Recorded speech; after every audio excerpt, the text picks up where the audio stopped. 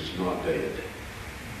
When we rehydrated it with normal saline, 72 hours of body temperature with slight, very gentle swirling, and put the white blood cells in a growth medium, 48 hours later, we did a chromosome count. I didn't. This was in Israel. It has 24 chromosomes only. All of us here have 46. Unless, there's a couple of genetic anomalies that make that different. But Christ received 23 from his mother and one Y, sex determining factor, from his father, who was not a human father. Because had he received that from a human father, it would have been accompanied by 22 autosomes. Now what this basically means is that his height, his eye color, his hair color, and all of this was supplied from the genes of his mother's gene pool. However, Mary and Joseph both descended from David, but none of us have 24 chromosomes. Well, they knew. They told me before when I asked them to perform this investigation, that dried blood, you can't get a chromosome count on it because the white blood cells have to be alive and well in order to do that. You can get DNA, you can get some other things, but you can't have a chromosome count. So this blood is unique, and it is Christ's blood. And that's With no explanations from Ron, the excavation suddenly came to a stop.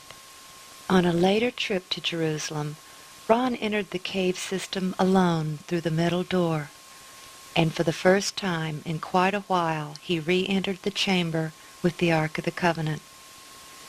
To his utter surprise and disbelief, he found the chamber had been completely cleaned out and all the items from the temple were set up. No longer was the Ark in the stone case.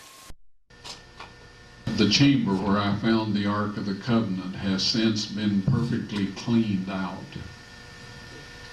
And the Ark of the Covenant, the table of showbread, the candlestick,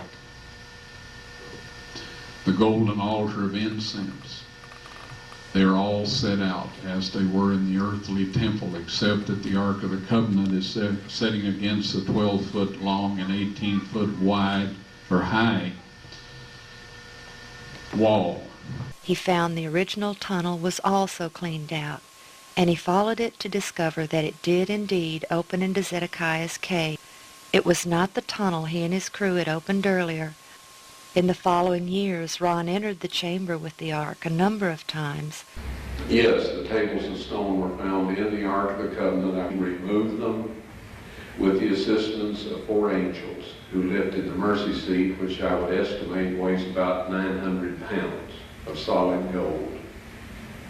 And one of these angels told me to take the tables of stone out of there. He said God wants everyone to see those. And so I took them out, backed up, stood there, frozen in place, and I just can't describe my physical state or mental state or anything else. If I didn't have some physical evidence to prove it happened, I think I had a dream or something. But anyway, they're on a stone ledge right in the same chamber. That's where the angel put them after I handed them to him. I didn't know what to do with them. And I was told that these are to be presented with the blood evidence when the mark of the beast law is passed or enforced. Now, I know everybody wonders about what it is, the mark of the beast. You've heard all kinds of rumors, stories, and all this. I'll tell you quick and simple. If you keep the 10 Commandments that God wrote upon those tables of stone, and about which he says in Psalms 89 and 34, those of you that are writing down text, you'll want this one. He says, "My covenant will I not break nor alter the thing that has gone out of my lips.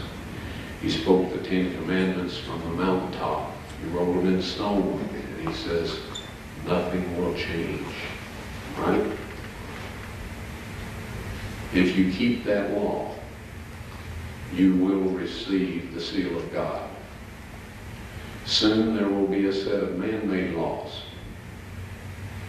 These man-made laws will require that you break God's 10 Commandments. Christ said of the Pharisees, for it is in vain that they do worship me, teaching for doctrines the commandments of men. If you keep those man-made laws and break God's 10 Commandments, you will receive the mark of the beast.